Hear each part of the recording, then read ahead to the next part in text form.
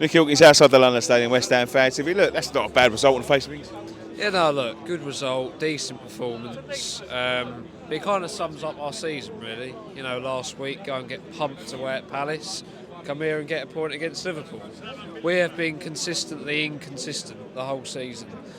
And the trouble is, it's very hard to make progress and build on the last few years when things are like Slipping away, isn't it? The progress is slipping away. Yeah, look, when you look at the Leverkusen game, and then obviously playing Palace just a few days after, and then we come here against Liverpool, mainly the same team every week going out, because we just completely lack squad depth, completely. And Moyes refuses to rotate.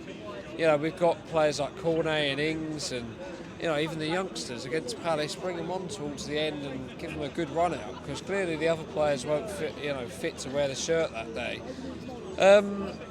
But you look at it, and obviously we've been talking throughout the second half of the season about Moyes and his future, and it's a shame because what it looks like is if he does go, he won't get the send-off he deserves.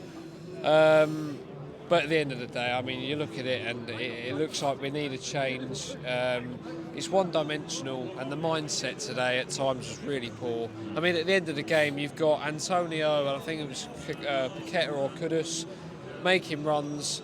We've got about 2 or 3 minutes to play, and it's 2-2. Can hit him on the counter, and Areola, what does he do? He doesn't try and play it long and hit him on the break. He sits on the ball and plays for the draw.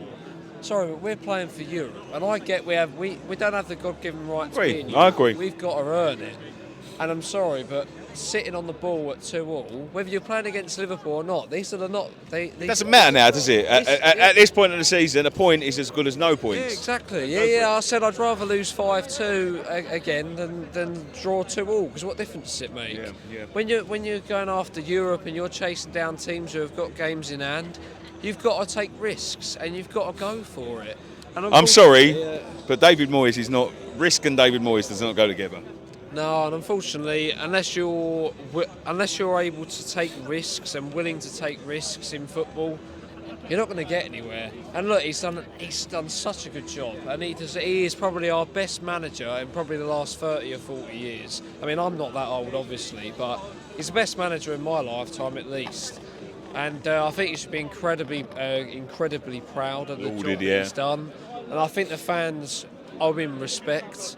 But I think in order to keep his legacy intact, he needs to walk at the end of the season and look to bring in someone else. Not sure who that would be. My choice would be Eddie Howe from Newcastle, but it's very easy for me to stand here and say that because he might not want to come in. But we need a manager who's going to press, play forward-thinking football. And you know what? As a fan, you want to come here and be entertained. Yes, you want to win games, but you also want to be entertained. And I know that this is quite a tight balance. But if we take that risk, like we did with Pellegrini, and it don't work out, then fine. Willing to take that risk, because we're not going anywhere. You just keep on getting told, be careful what you wish for. Yeah, exactly. But what happens if it comes good? I think a lot of the people that say, be careful what you wish for, they don't watch West Ham week in, week out. They watch the top 6 sides. They ain't watching West Ham.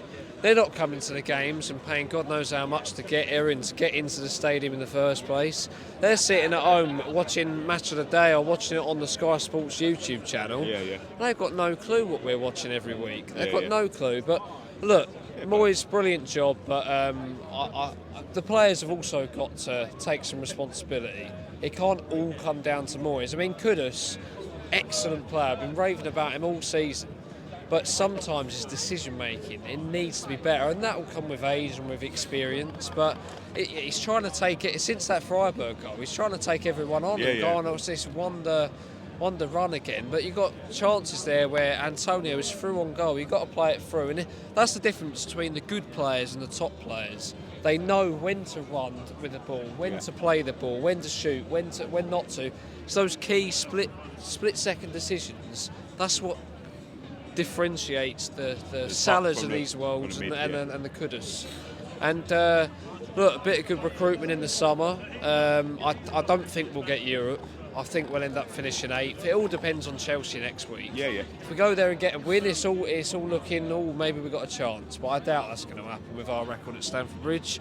And I think we'll finish 8th. And hopefully next season, Moyes finds a club where he can have a fresh start and we can have a fresh start, and we'll push on again and make some good signings and buy a striker, by the way, because we need a striker. Great, thank you very much. Thank you. Pleasure.